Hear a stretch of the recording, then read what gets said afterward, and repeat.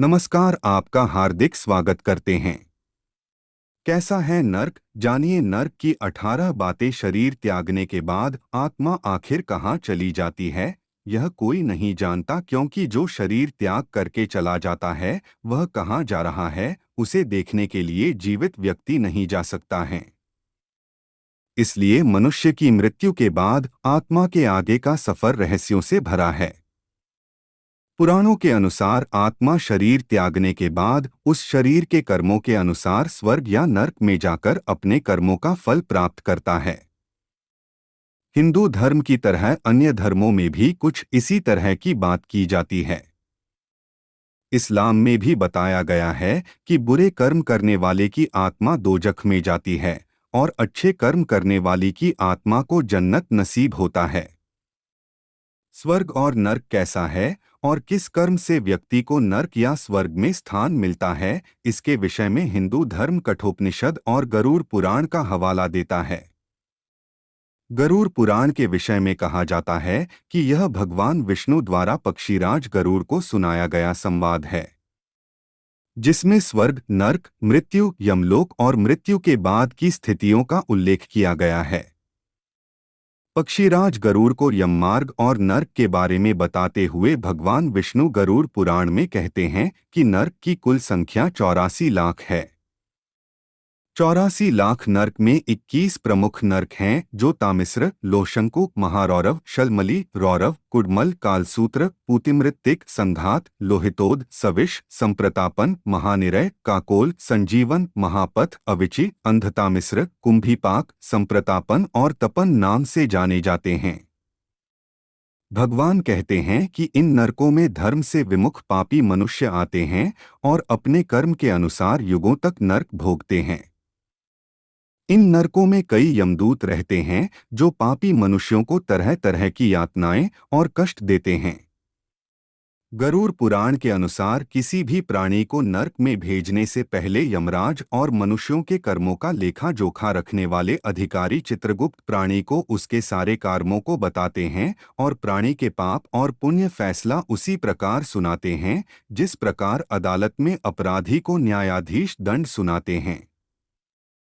इसके बाद यमराज अपने दूत चंड और प्रचंड को आदेश देते हैं कि प्राणी को किन किन नरकों में जाना है, और फिर यमदूत प्राणी को एक पाश में बांधकर यमलोक से नर्क लेकर आते हैं। यमलोक, जहां मृत्युलोक से गए प्राणियों के कर्मों का लेखा जोखा होता है, वहां के राजा यमराज हैं। यमराज भगवान शिव और विष्णु के आदेश और नियमों का पालन करते हुए ईश्वरीय नियम के अनुसार हर प्राणी के साथ न्याय करते हैं। यमराज के विषय में पुराण कहता है कि यम कठोर नहीं है, वह चाहते हैं कि हर प्राणी पुण्य कर्मों से स्वर्ग में स्थान प्राप्त करे। लेकिन जब मनुष्य पाप कर्म के कारण यमलोक पहुंचता है तो यम बहुत क्रोधित होते हैं और अपना उग्र रूप दिखाते हैं। इस समय यमराज का शरीर का विस्तार 12 योजन यानी 36 किलोमीटर तक होता है। यमराज का शरीर काजल के समान काला होता और वह अपने वाहन भैंस पर सवार होकर क्रोध से लाल नेत्रों से पापी मनुष्य को देखते हैं। इनकी कई भुजाएं होती है जिनमें यमराज यमदंड और कई अन्य शस्त्र धारण किए रहते हैं। यमराज की तरह चित्रगुप्त भी पापियों को देखकर क्रोध से उग्र रूप धारण कर लेते हैं, जिन्हें देखकर पाप कर्म करके यमलोक पहुंचने वाला प्राणी भय से कांपने लगता है। नर्क के बारे में गरुड़ पुराण कहता है कि नर्क के पास एक शालमली का वृक्ष है जिसका विस्तार 20 कोस यानी करीब 40 किलोमीटर और ऊंचाई 1 योजन यानी करीब 12 किलोमीटर है। अग्नि के समान दहकते इस वृक्ष में प्राणी को बांधकर यमदूत प्राणी को भयानक दंड देते हैं। गरुड़ पुराण के अनुसार जब कोई मनुष्य पृथ्वी पर ईश्वर को ध्यान में रखकर अन्न धन दान नहीं करता है और केवल अपने और अपने परिवार के पेट पालने के लिए धन कमाता और संचित करता रहता है, तो मृत्यु के बाद उसे नर्क भोगना पड़ता है।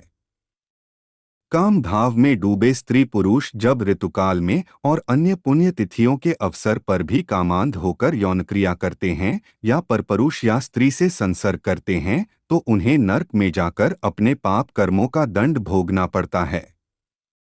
ऐसे कामांध व्यक्ति तामिस्र, अंधतामिस्र, रौरव नर्क की यातना भोगते हैं। अपने सुख और स्वार्थ के लिए जो मनुष्य लोगों से वैर भाव रखता है और कलह करता है उसे भी नर्क जाना पड़ता है।